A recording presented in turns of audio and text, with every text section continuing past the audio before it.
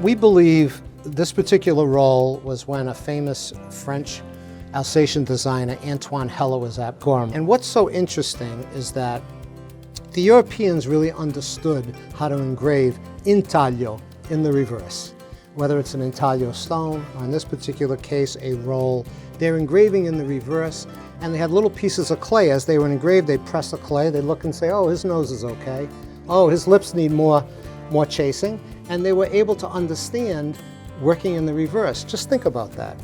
And then once they were done with this roll, it was hardened in bone meal to hard, and then they took bronze and using asphaltum, paint, they would paint the bronze, roll the steel around the bronze, and the high points of the steel would push away the asphaltum.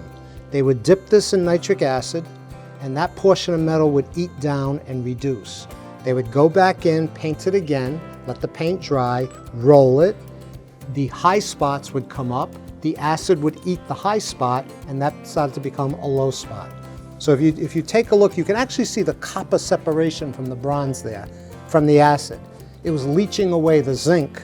And here, 100 and how many years? 1893, 1892. 100 years later, we can still see the separation, the zinc separation from the bronze, and it almost looks like they made the putti out of copper. They didn't.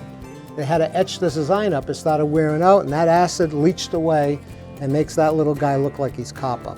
Having said that, these are as brilliant and as valuable as the piece they made, and they teach wonderful things.